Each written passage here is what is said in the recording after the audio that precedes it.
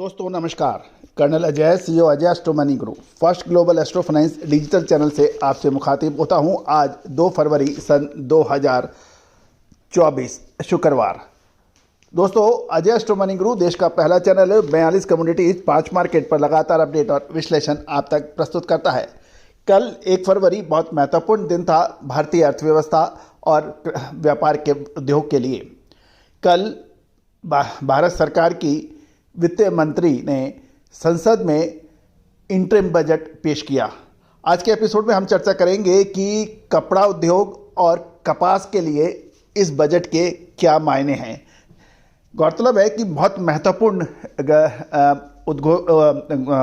प्रस्ताव रखे गए। उसमें फर्टिलाइजर सब्सिडी के अंदर गिरावट यानी कटौती की भी बात की गई, जबकि इससे 3 दिन पहले हमने आपको अग्रिम संकेत दिए थे। सरकार सब्सिडी फर्टिलाइजर सब्सिडी में कुछ कटौती कर सकती है।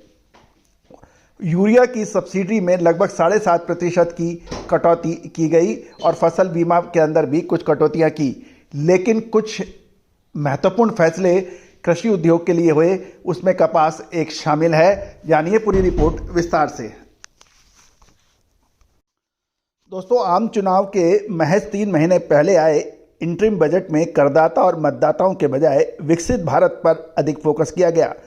केंद्रीय वित्त मंत्री श्रीमती निर्मला सीतारमण ने अपने लगभग 58 मिनट के संक्षिप्त भाषण में कोई लुभावन घोषणाएं नहीं की और बजट में सबसे ज़्यादा 11% की बढ़ोतरी पूंजीगत व्यय में की गई। साल 2024-25 के इंफ्रास्ट्रक्चर बजट में 11.11 लाख करोड़ किया गया, जो साल 2019-20 के 3 लाख करोड़ के मुकाबले लगभग 4 गुना अधिक है। लेकिन फर्टिलाइजर के ऊपर कुछ महत्वपूर्ण घोषणा भी प्रस्तावित की गई। इसमें फसल बीमा योजना का बजट लगभग 2.7%, अन्नदाता संरक्षण का 21%, यूरिया सब्सिडी का बजट 7.5% घटा दिया गया है। फसल कटाई के बाद स्टोरेज के लिए प्राइवेट और पब्लिक इन्वेस्टमेंट हो सकेगा, यानी पीपी पे बेस के ऊपर, जबकि कृषि सिंचाई का खर्च 52% बढ़ाया जाएगा। ये प्रस्ताव किए गए हैं। दोस्तों, आज के इस एपिसोड में हम विशेष चर्चा करेंगे कि कपास के ऊपर क्या प्रभाव पड़ सकता है। भारतीय कपास निगम द्वारा कपास की खरीद के लिए उच्च बजटीय सहायता की प्रस्तावना है। गौरतलब है कि गुरुवार को पेश अंतरिम 2024 में के बजट में कपड़ा और परिधान क्षेत्र के लिए 1000 करोड़ अधिक का अलॉटमेंट का प्रस्ताव किया गया है।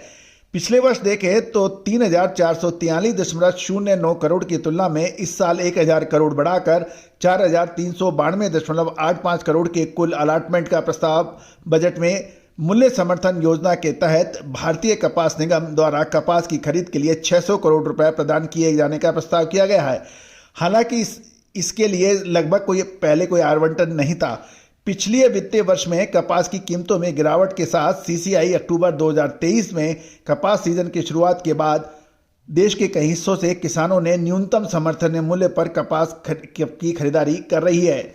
बजट में हस्तशिल्प विकास योजनाएं, राष्ट्रीय तकनीकी कपड़ा मिशन और पीएम मित्र योजना के लिए भी आवंटन की बढ़ोतरी के प्रस्ताव किया गया है। हालांकि कपड़ा और परिधान निर्यात में 1 साल से अधिक समय में से लगातार गिरावट की सूचना है और निर्यात प्रोत्साहन अध्ययन और गतिविधियों के लिए आवंटन 2023-24 में 59 करोड़ से घटाकर 5 करोड़ कर दिया गया था। गौरतलब है कि एक अलग से प्रेस विज्ञप्ति में कपड़ा मंत्रालय ने कहा है, प्रधानमंत्री नरेंद्र मोदी की अध्यक्षता में केंद्रीय मंत्रिमंडल ने निर्यात के लिए राज्य और केंद्रीय करों और लेवी यानी ROSCTL की छूट की योजना 31 मार्च सन 2026 तक जारी रखने की मंजूरी दी है।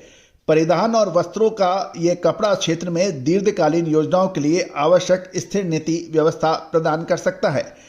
कैबिनेट ने इस योजना को मार्च 2020 के अंत तक मंजूरी दी थी और इसे 31 मार्च सन 2024 तक बढ़ा दिया गया था। अब ये अगले 2 वर्षों तक जारी रहेगी। इस वर्ष योजना के लिए बजट का आवंटन 9246 करोड़ है। ROSCTL के विस्तार का स्वागत करते हुए कपड़ा उद्योग को उम्मीद है कि पूर्ण बजट सीमा शुल्क में बदलाव की आवश्यकता को संबोधित कर सकता है। दोस्तों, ये देखना ये है कि अब इसमें सीसीआई को कपास की खरीद के लिए 600 करोड़ प्रदान किए गए हैं। इसका कितना फ़ायदा होगा, क्योंकि 1000 करोड़ से अधिक का जो बजट है इसमें दिया गया है। पिछले साल 3443 के मुकाबले इस साल 4392.85 करोड़ के कुल आवंटन में ये इससे कपास उद्योग को फ़ायदा होने की उम्मीद लगाई जा रही है। दोस्तों, कहा जाता है कि कहीं धूप तो कहीं छाव।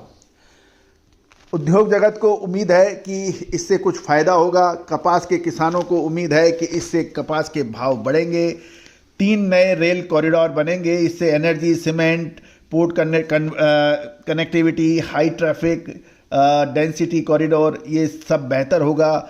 इंफ्रास्ट्रक्चर का बजट 11% बढ़ाया है। इसमें एयरपोर्ट, फ्लाईओवर, एक्सप्रेसवे, अस्पताल, मेगा जैसे प्रोजेक्ट के लिए खर्च होता है। वहाँ कुछ इससे विकास और मजबूती को रोजगार बढ़ेंगे। सोलर प्रोजेक्ट के अंदर भी एक विशेष घोषणा की गई है कि रूफटॉप सोलर प्रोजेक्ट के तहत 1 करोड़ घरों को हर महीने 300 यूनिट तक मुफ्त बिजली दी जाएगी और इससे लगभग 15 से 18,000 करोड़ की सालाना बजट भी हो सकती है। तो कुल मिलाकर बजट संयमित माना जा सकता है। दोस्तों, अधिक जानकारी और विशेष रिपोर्ट के लिए संपर्क कर सकते हैं।